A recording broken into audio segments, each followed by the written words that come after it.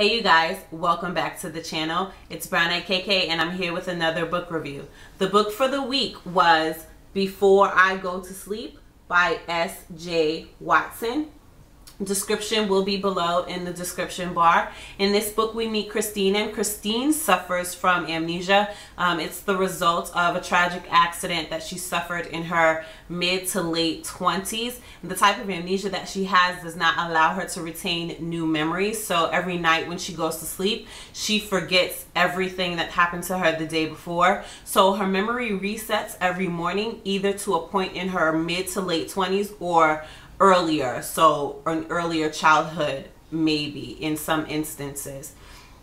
So the book starts out with Christine waking up and she realizes she's laying next to a man that she doesn't really know and doesn't remember. She thinks she's in her mid to late 20s, and she thinks that she's had a one-night stand with a married man. And she gets up, she goes to the bathroom, and in that mirror she discovers that she's actually in her late 40s, and the man that she woke up next to was actually her husband. There are pictures and signs around the mirror to remind her of that.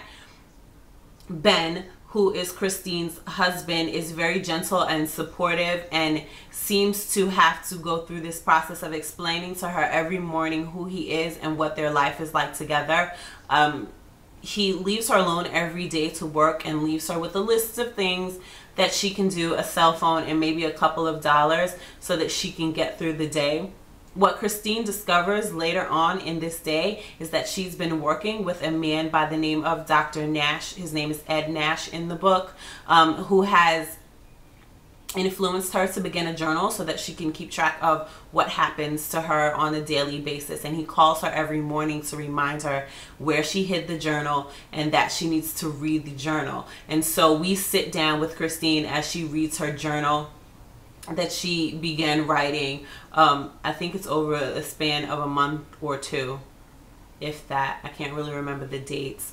But we sit down with Christine as she reads her journal, and the journal takes us on the journey along with her to discover what has been going on, what type of memories she has written down, you know, who she should trust and who she should not trust based upon the information that she's retained. So that's all I'm going to tell you about the book and about the characters, because this book was very, very, very good. I give this book 4 out of 5 stars. It was suspenseful. Parts of it were terrifying.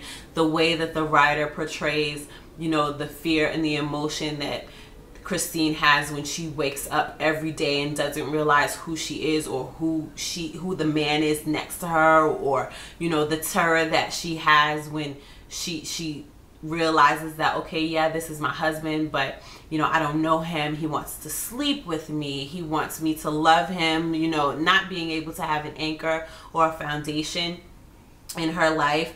I can't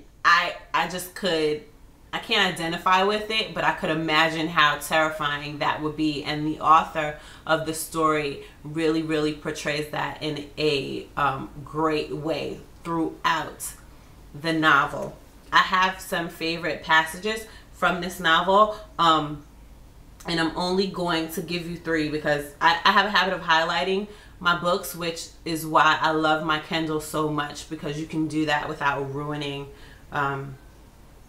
you know, your novel or your book, and your book can stay in pristine condition. So I won't share all of them because there are a lot of them, but the ones I will share are the following. I cannot imagine how I will cope when I discover that my life is behind me, has already happened, and I have nothing to show for it. No treasure house of recollection, no wealth of experience. My second favorite would have to be, it's so difficult, isn't it, to see what's going on when you're in the absolute middle of something. It's only with hindsight we can see things for what they are. So those are my favorite lines from the book, my favorite passages that I've highlighted. Like I said, I think I said before, I give this book 4 out of 5 stars. And it was Before I Go to Sleep by S.J. Watson. Awesome book. My book for this week is going to be, I'm not sure how to pronounce it, so I'm just going to pronounce it both ways. It's either Makeda or Makeda, by Randall Robinson. So Makeda by Randall Robinson will be my book for this week. Side note, I think I'm going to try to stick to this format from now on. Just basically the book, a synopsis, description of the characters, my favorite lines, and my rating. I think if I stay on track, then I can keep the videos from being so long. Also, I'm probably going to do a haul video. Yay! If you're into that sort of thing. Anyway, I'm probably going to post a haul video on Saturday, and I'm going to start off with books, but I think it's just going to be a collective haul. All the books that I purchased for the month, which weren't that many, but all the books that I purchased for the month in physical form, and some other favorite things that I got this month. So hope you guys tune in for that. I hope you're enjoying your summer reading. Have a great week. Bye-bye.